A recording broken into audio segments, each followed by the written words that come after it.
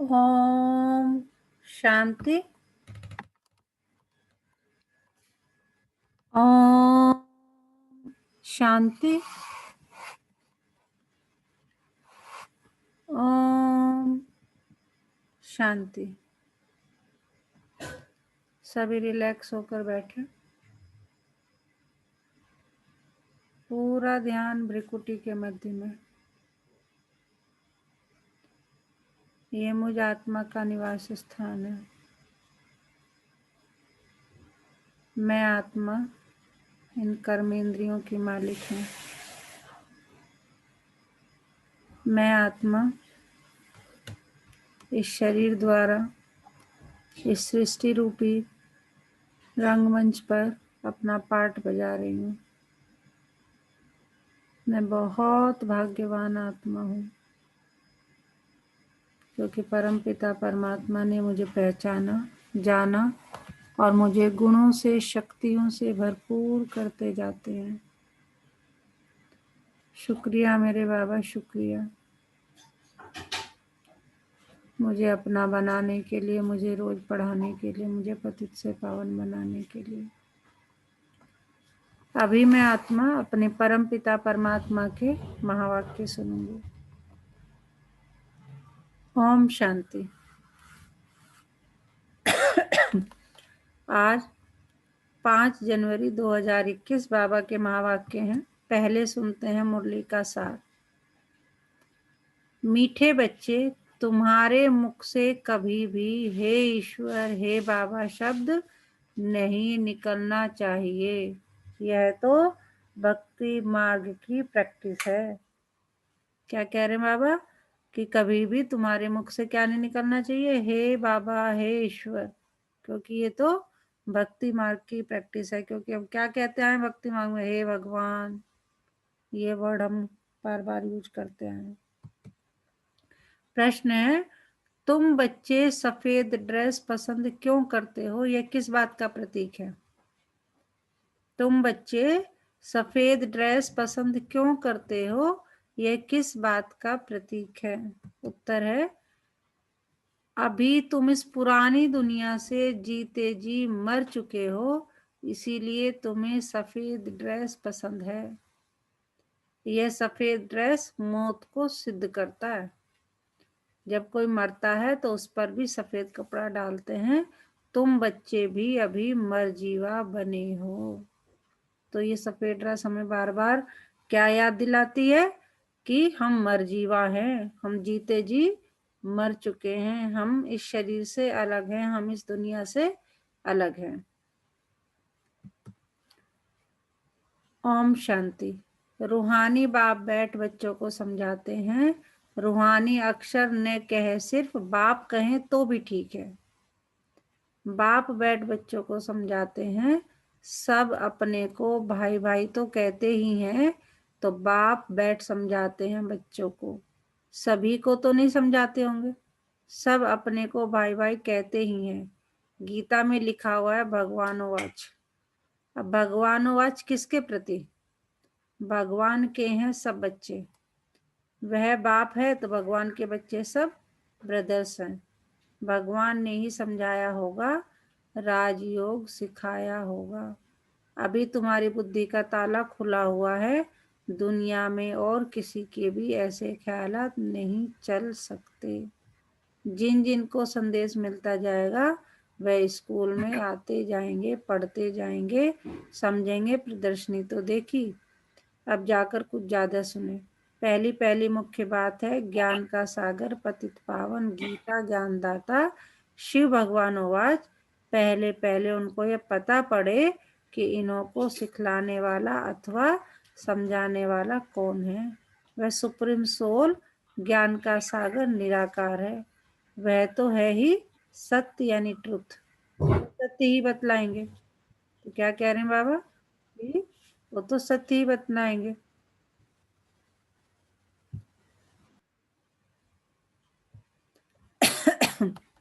तो दुनिया में किसी के भी ख्यालात ऐसे नहीं चलते जैसे हम चलते हैं।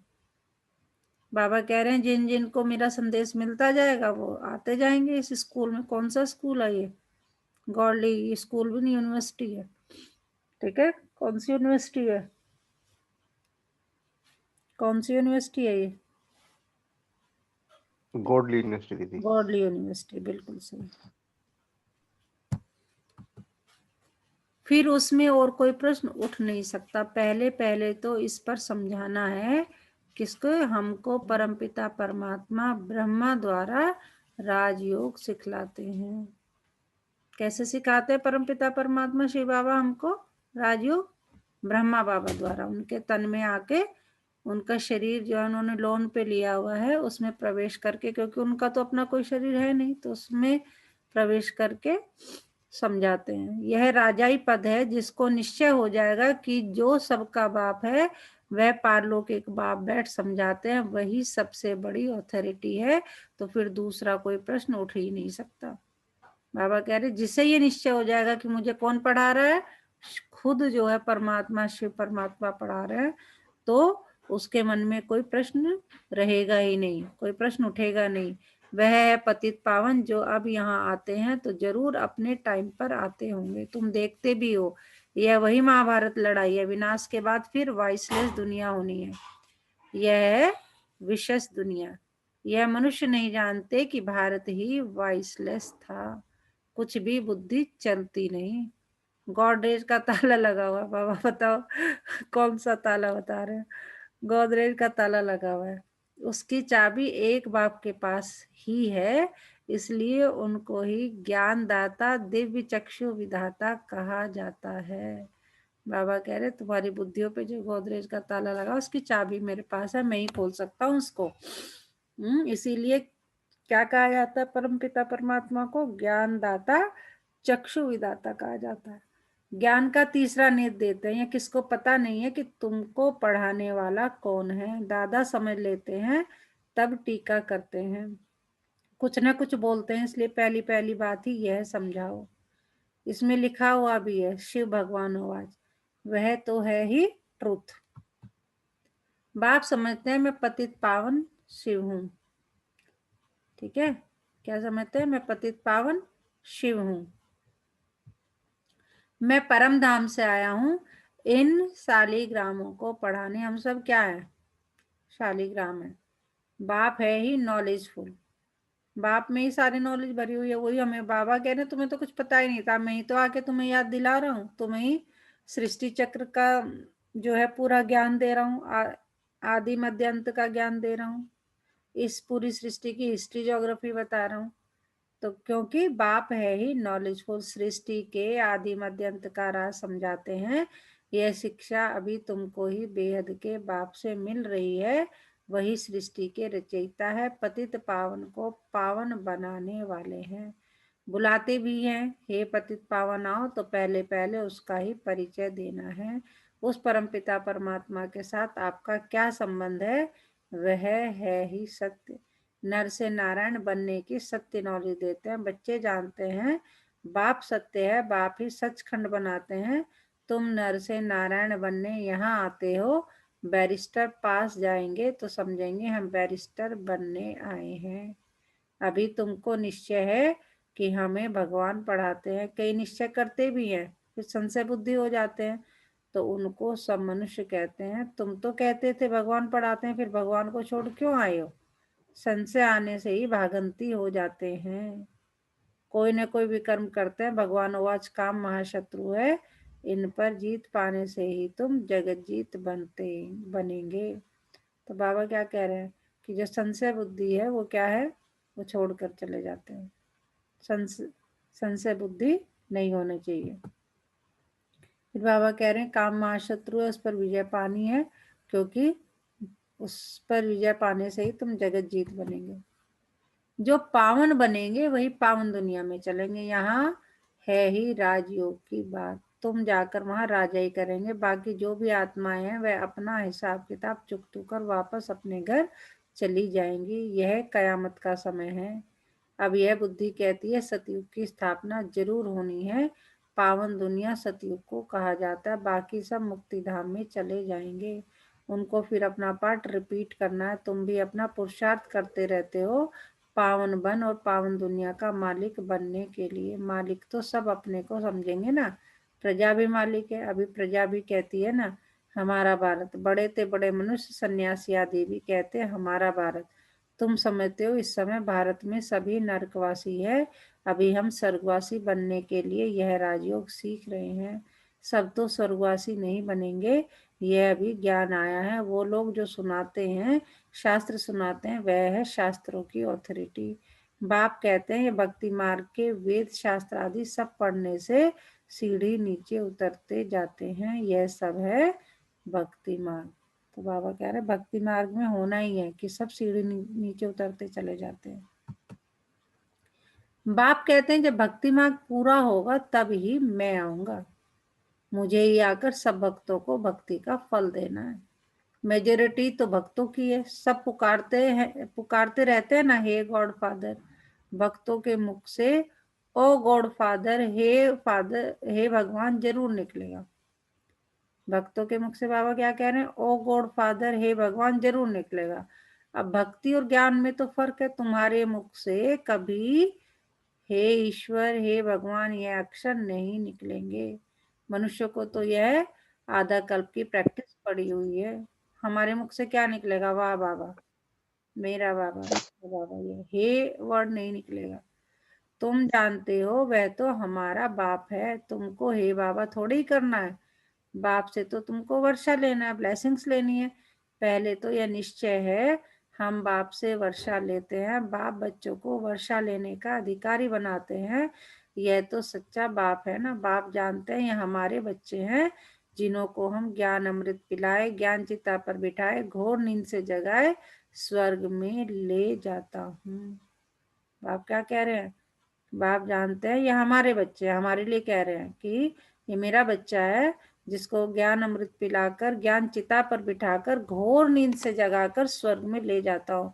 बाप ने समझाया है आत्माएं वहां शांति धाम और सुख धाम में रहती है। सुख धाम को कहा जाता है वाइसलेस वर्ड, संपूर्ण निर्विकारी देवताएं है ना, और वह है स्वीट होम। तुम जान गए हो कि हमारा होम वह है। हम एक्टर्स उस शांति धाम से आते हैं यहाँ पार्ट बजाने। हम आत्मा यहाँ के रहवासी नहीं हैं, वह एक्टर्स यहाँ के रहवासी होते हैं। सिर्फ घर से आकर ड्रेस बदलकर पार्ट बजाते हैं। तुम तो समझते हो हमारा घर शांति धाम है, वहां हम फिर वापस जाते हैं।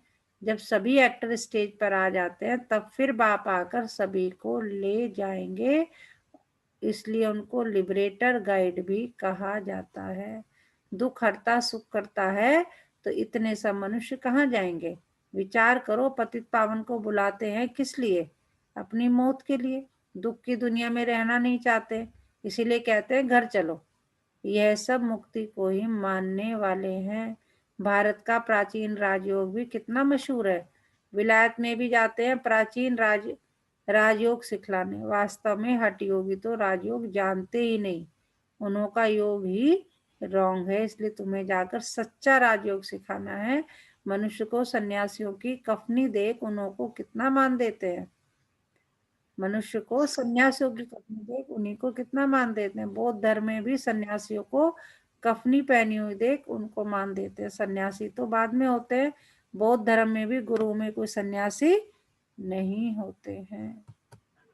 जब पाप बढ़ता है बौद्ध धर्म में तब सन्यास धर्म स्थापन होता है। शुरू में तो वे आत्माएं ऊपर से आती है, उनकी संख्या आती है। शुरू में सन्यास सिखलाकर क्या करेंगे, सन्यास होता है बाद में।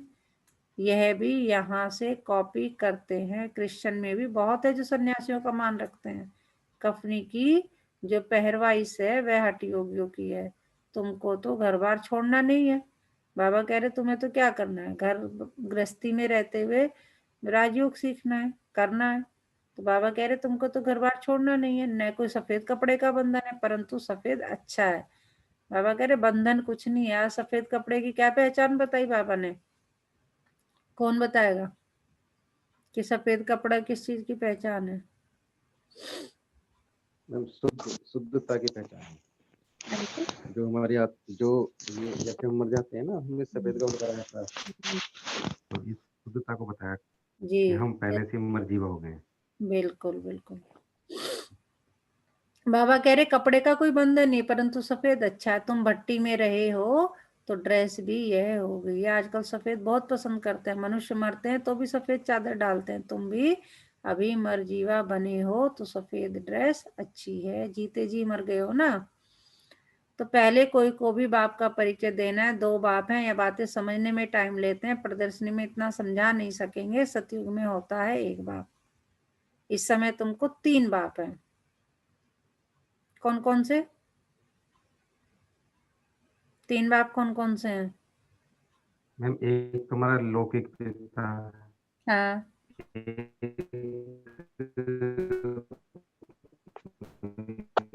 आवाज आवाज आवाज नहीं आ रही।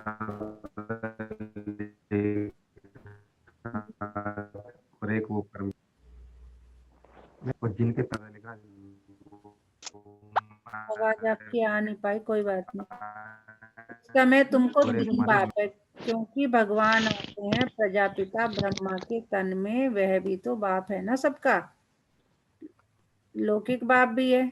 अच्छा, अब तीनों बाप से ऊंच वर्षा किसका? तीनों से ऊंच एक तो लौकिक है, एक पारलौकिक है, एक अलौकिक है। ठीक है। लौकिक तो हमें पता ही है, जो हमारे स्तन को जन्म देता है। एक अलौकिक हो गया, एक पारलौकिक। पारलौकिक कौन है? शिव परमात्मा। अलौकिक कौन है? ब्रह्मा।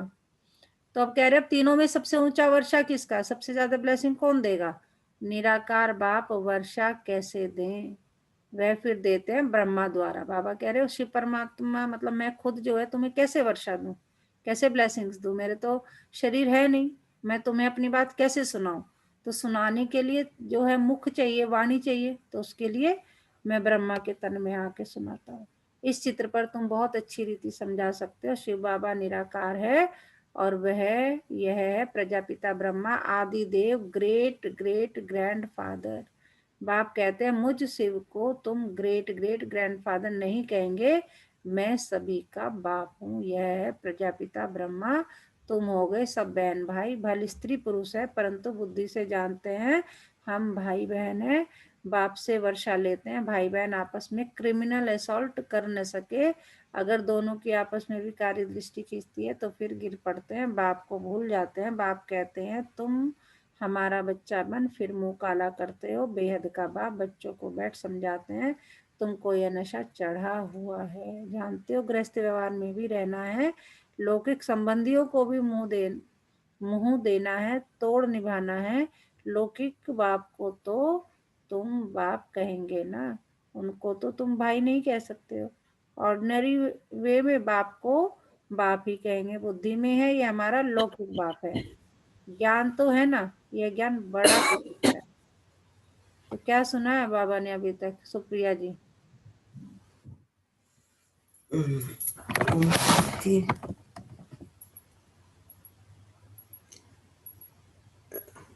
आवाज आ रही मेरी? हाँ जी, आ रही है। आज बाबा ने हमें एक ताले चाबी के माध्यम से ज्ञान देने का प्रयास किया है, समझाने की कोशिश करी है कि तुम लोगों ने अपनी बुद्धि पे भक्ति का ताला लगा रखा है और बंधे रहते हो उन्हीं सब चीजों में, और मैं आकर के तुम्हें ज्ञान देता हूँ। तो ज्ञान की चाबी बाबा के पास है और बाबा ज्ञान दाता है, और वो आके हमें बताते हैं कि हमें प्रकृति जो हमारी ये सृष्टि का आदि अंत मध्य है उसकी पूरी कहानी बताते हैं, उसका पूरा हमारा क्या पार्ट है, उनका क्या पार्ट है। यहाँ तक कि बाबा कहते हैं मैं भी पार्ट बजाने आया हूँ और तुम्हें नई दुनिया में ले जाने के लिए आया हूँ। तो तुमको अपना चलन भी वैसा ही रखना है कि जिससे कि तुम बाबा के बच्चे बन सको। बिल्कुल बिल्कुल।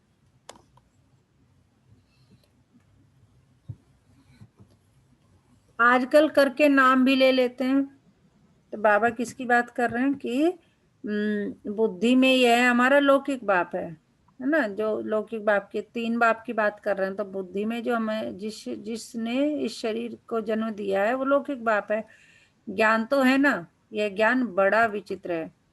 आजकल करके नाम भी ले लेते हैं ना, कर लेते हैं, गुरु कर लेते हैं, उसको नाम लेना कहते हैं। परंतु कोई विजिटर आदि बाहर के आदमी के सामने भाई कह दो तो वह समझेंगे इनका माथा खराब हुआ है। इसमें बड़ी युक्ति चाहिए।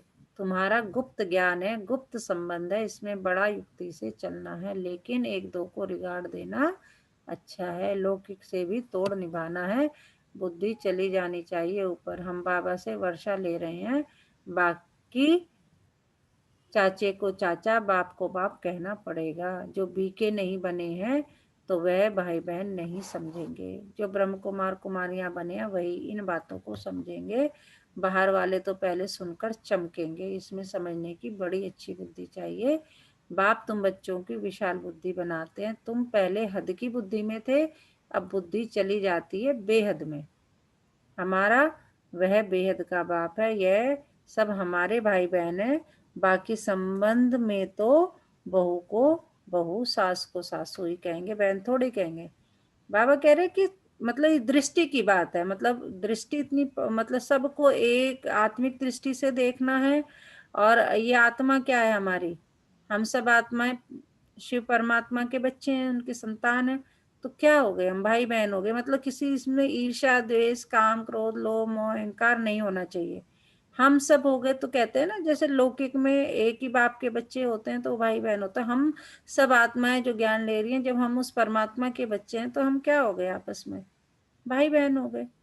वो तो भाई बहन, वैसे तो आत्मा क्या होता है, भाई भाई होता है, लेकिन जैसे ही शरीर धारण कर लेता है, अगर स्त्री का शरीर धारण किया तो बहन हो गई, और पुरुष का किया तो भाई हो गया। मतलब कहने का मतलब लेडीज और जेंट्स, तो आत्मा कैसे, कौन सा मेल और फीमेल शरीर में प्रवेश करती है, उसके बाद वो मेल और फीमेल बनता है। उससे पहले तो वो आत्मा ही है ना। और सब आत्माएं कौन है, शिव परमात्मा के बच्चे हैं। तो वो सब क्या हो गए, बेहद के बाप के बच्चे। बेहद एक ही बाप हुआ, सबका एक ही बाप हुआ, तो सब आपस में क्या हो गए, भाई बहन। तो उनका कहने का मतलब है कि संबंधों में ये नहीं कि तुम सासू को बहन कहने लगोगे, बहू को बहन कहने लगोगे, नहीं कह रहे, वो तो बोलना ही है। लेकिन दृष्टि वृत्ति हमारी ऐसी होनी चाहिए कि सबको बिल्कुल उसी दृष्टि से कि ये भी बाबा का बच्चा है, ये भी बेहद के बाप का बच्चा है, ये भी मेरा भाई। कहने का मतलब कोई भी उसमें विकार नहीं आना चाहिए। सारे बिल्कुल प्योर संबंध, भाई बहन का संबंध लौकिक में अगर हम देखें सबसे प्योर माना जाता है ना, बिल्कुल पवित्र माना जाता है। तो बाबा वही इसी बात पे फोकस कर रहे हैं कि ये बाकी संबंध में बहू को बहू, सासू को सासू ही कहेंगे, बहन थोड़े कहेंगे। आते तो दोनों है, घर में रहते भी बड़ी युक्ति से चलना होगा। लोग संग्रह को भी देखना पड़ता है, नहीं तो लोग कहेंगे ये पति को भाई, सासू को बहन कह देते, यह क्या सीखते हैं, यह ज्ञान की बातें तो तुम ही जानो और न जाने कोई। कहते हैं ना, तुम्हारी गतिमति तुम ही जानो। अब तुम उसके बच्चे बने हो तो तुम्हारी गतिमत तुम ही जानो। बड़ा संभल कर चलना पड़ता है, कहाँ कोई मूंझे नहीं, कहीं कोई उदास ना हो जाए, परेशान ना हो जाए, गलतफहमी में ना आ जाए। तो प्रदर्शनी में भी तुम बच्चों को पहले पहले ये समझाना है कि हमको पढ़ाने वाला भगवान है। अब बताओ वह कौन है, निराकार शिव या कृष्ण। शिव जयंती के बाद फिर आती है कृष्ण जयंती, क्योंकि बाप राजयोग सिखलाते हैं। बच्चों की बुद्धि में आया ना, जब तक शिव परमात्मा न आए शिव जयंती मना न सके। जब तक शिव आकर कृष्णपुरी स्थापन न करे तो कृष्ण जयंती भी कैसे मनाई जाए। कृष्ण का जन्म तो मनाते हैं, परंतु समझते थोड़ी है। कृष्ण प्रिंस था तो जरूर सतयुग में प्रिंस होगा ना, देवी देवताओं की राजधानी होगी। सिर्फ एक कृष्ण को तो बादशाही नहीं मिली होगी, जरूर कृष्णपुरी होगी ना। कहते भी हैं कृष्णपुरी, और यह है कंसपुरी। कंसपुरी खत्म हुई, फिर कृष्णपुरी स्थापन हुई ना, होती भारत में ही है। नई दुनिया में थोड़े ये कंस आदि हो सकते हैं। कंसपुरी कहा जाता है कलयुग को। यहाँ तो देखो कितने मनुष्य है, सतयुग में थोड़े ही होते हैं। देवताओं ने कोई लड़ाई नहीं की, कृष्णपुरी कहो अथवा विष्णुपुरी कहो, दैवी संप्रदाय कहो, आसुरी संप्रदाय यहाँ है। बाकी न देवताओं और असुरों की लड़ाई हुई, न कौरवों पांडवों की हुई है। तुम रावण पर जीत पाते हो। बाप कहते हैं इन 5 विकारों पर जीत पहनो तो तुम जगत जीत बन जाएंगे। इसमें कोई लड़ना नहीं है, लड़ने का नाम ले तो हिंसा हो जाए। रावण पर जीत पानी है, परंतु नॉन वायलेंस से, सिर्फ बाप को याद करने से हमारे विकर्म विनाश होते हैं। लड़ाई आदि की कोई बात नहीं। बाप कहते हैं तुम तमो प्रधान बन गए हो, अब फिर तुमको सतो प्रधान बनना है। भारत का प्राचीन राजयोग मशहूर है। बाप कहते हैं मेरे साथ बुद्धि का योग लगाओ तो तुम्हारे पाप भस्म होंगे। बाप पतित पावन है तो उनसे बुद्धि योग लगाना है। अब तुम पतित से पावन बन जाएंगे। अब प्रैक्टिकल में तुम उनके साथ योग लगा रहे हो, इसमें लड़ाई की कोई बात नहीं है। जो अच्छी रीति पढ़ेंगे और बाप के साथ योग लगाएंगे वही बाप से वर्षा पाएंगे। अच्छा, मीठे मीठे सिकिलदे बच्चों प्रति माता पिता बाप दादा का याद प्यार और गुड मॉर्निंग। रूहानी बाप के रूहानी बच्चों को नमस्ते। हम रूहानी बच्चों की रूहानी माता पिता बाप दादा को याद प्यार और गुड मॉर्निंग। नमस्ते बाबा, नमस्ते। शुक्रिया बाबा, शुक्रिया मुझे अपना बनाने के लिए, मुझे रोज पढ़ाने के लिए, मुझे पतित से पावन बनाने के लिए। तो क्या सुनाया बाबा ने अनु जी?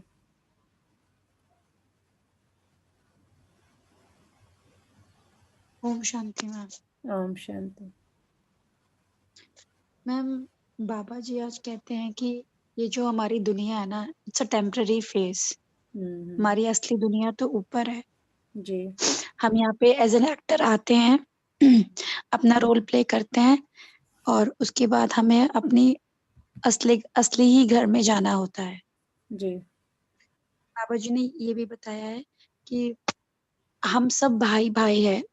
हमारे दृष्टि की जैसे हम लोग अब ब्रह्म कुमारी हैं, तो हम लोग सब भाई बहन की तरह ही हैं। ये जी आपके देखने के नजरिए पे डिपेंड करता है और आपकी सोच पे, आप क्या सोचते हो। जी और ये भी बताया है आज कि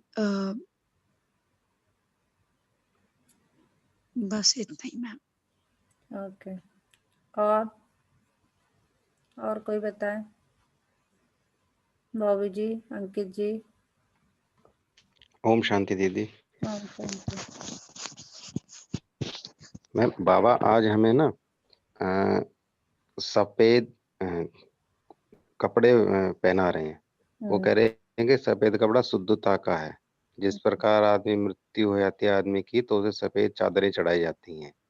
तुम्हें इसी जीवन में रहते हुए इस संसार से मोहयुक्त होना है।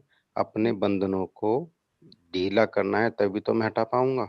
अगर तुम अपने ही बंधनों में फंसे रहे तो मैं कितना ही प्रयास कर लूं, तुम्हें वो दिव्य दृष्टि नहीं मिल पाएगी जो तुम्हें देना चाहते हैं, जो मैं तुम्हें देना चाहता हूँ। इसके लिए तुम मुझसे पूरी तरह से अच्छी रीति से पढ़ो और इस ज्ञान को लेके, राजयोग को लेके अपना ये जीवन सफल बनाओ, दूसरों का भी जीवन सफल बनाओ, क्योंकि हमें स्वर्ग की स्थापना करनी है। जी तो अपने बंधनों से मुक्त होते चले जाओ। जी। ओम शांति दीदी। धारणा के लिए मुख्य सार। भाई भाई की दृष्टि का अभ्यास करते हुए लौकिक बंधनों से तोड़ निभाना है। बड़ी युक्ति से चलना है। विकारी दृष्टि बिल्कुल नहीं जानी चाहिए। कयामत के समय संपूर्ण पावन बनना है। बाप से पूरा वर्षा लेने के लिए अच्छी रीति पढ़ाई करनी है और पतित पावन बाप से योग लगाकर पावन बनना है। आज का वरदान ध्यान से देख लो, कितने हमारे लिए कितना कितना यूजफुल है अगर हमने इसे जो है अच्छी तरह से 100% अप्लाई कर लिया अपने ऊपर। तो कमजोरियों को फुल स्टॉप देकर अपने संपन्न स्वरूप को प्रख्यात करने वाले साक्षात्कार मूर्त भव।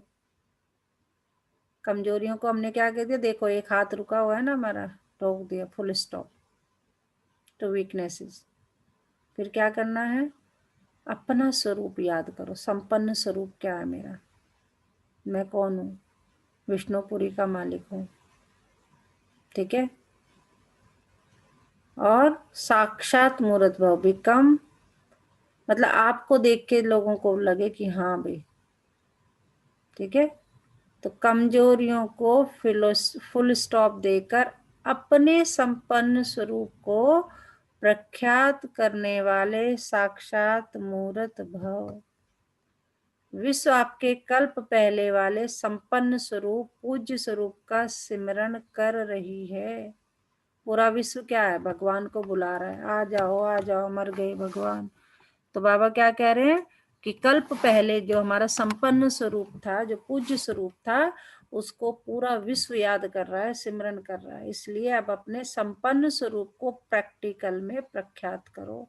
जीते जी अभी भी ऐसे बन जाओ कि जो आत्माएं हैं उन्हें ठंडक पहुंचे तुम्हें देख के, तुम्हें मिलने का मन करे, तुम्हें तुम उनके जो है जितना हो सके उनके जो है उन्हें शांति पहुंचा सको, उन्हें प्रेम दे सको, उन्हें शांति जो है आनंद दे सको, उनमें सुख की लहर फैला सको, उनमें पवित्रता के गुण जो है वो भर सको। तो ऐसा हमें बनना है।